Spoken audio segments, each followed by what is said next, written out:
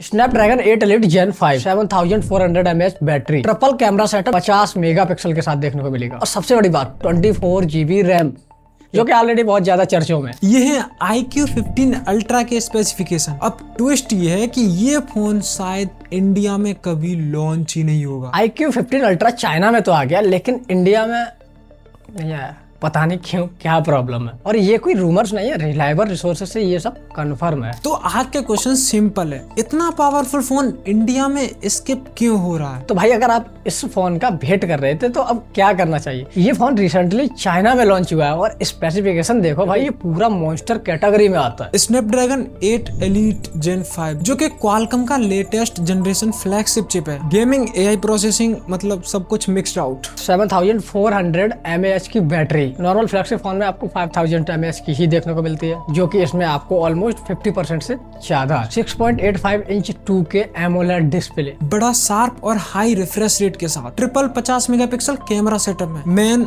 Ultra wide and telephoto and 24 GB RAM, 1 TB storage, जो कि भाई एक लैपटॉप लेवल के स्पेसिफिकेशन है। ऑन पेपर ये फोन हर फ्लैगशिप बॉक्स को टिक करता है। और मुझे लगता है कि ये फोन गेमर्स और क्रिएटर पता नहीं भाई सबके लिए बना दिया, कि जिसको जो चाहे जैसे चाहे वैसे यूज करे। तो भैया सबसे बड़ी बात है, फिर इंडिया में क्यों लॉन्च नहीं हुआ, ये इंडिया में स्किप क्यों हुआ? ट्रस्टेड इंडस्ट्री सोर्स बोल रहे कि इंडिया में iQOO 15 का लॉन्च अनसर्टेन है, मतलब लॉन्च नहीं हो सकता। इंडिया दुनिया का सबसे बड़ा मार्केट प्लेस में से एक है, फिर iQOO ने इंडिया को क्यों स्किप किया? और iQOO की यहाँ तो एक स्ट्रॉन्ग प्रेजेंस है, स्पेशली गेमर्स में, तो स्किप करना ऑड लगता है। Unless you think like a company. अगर इसको स्किप किया है तो इसके मेजर 3 रीजन हो सकते हैं, ऐसा मुझे लगता है। Reason 1, pricing problem. Snapdragon 8 elite gen 5 plus 7400 mAh की battery, premium cameras, manufacturing cost high. India में ये फोन 75,000 से 85,000 के बीच में आता। इस रेंज में सैमसंग S सीरीज, OnePlus और बजट स्ट्रेच करके आईफोन भी आपको देखने को मिल जाता है। और कंपटीशन ब्रूटल है। दूसरा रीजन, ब्रांड परसेप्शन। इंडिया में iQOO की इमेज करंट टाइम में परफॉर्मेंस फॉर मनी ब्रांड की तरह है। 80,000 प्लस सेगमेंट में iQOO की ब्रांड इमेज जो है वो इंडिया में एप्पल और सैमसंग जैसी बिल्कुल नहीं है। तो फिर अगर वो इंडिया में अल्ट्रा एक्सपेंसिव मॉडल्स लॉन्च करते हैं और वो मास वॉल्यूम में नहीं बिकते, तो फिर बिजनेस का कोई सेंस ही नहीं है। फिर iQOO ने क्यों ही लॉन्च करे इंडिया में? तीसरा रीजन ये हो सकता है, स्ट्रेटेजिक फोकस। iQOO ने इंडिया में iQOO 15R कंफर्म कर दिया है। बैलेंस डिवाइस, स्ट्रॉन्ग स्पेक्स, लेकिन अल्ट्रा लेवल एक्सट्रीम नहीं। इंडिया में सबसे ज्यादा फोन्स 30 to 45 की रेंज में बिकते हैं। 80 प्लस अभी भी बहुत नीचे मार्केट में है। और अगर बिजनेस पर्सपेक्टिव से देखो तो ये लॉजिकल मूव लगता है। अब क्वेश्चन, क्या इंडिया कभी 15 अल्ट्रा नहीं दिखेगा? लेकिन ये जरूरी नहीं है। यहाँ पर 3 पॉसिबिलिटीज है। एक, लेटर लॉन्च हो सकता है अगर डिमांड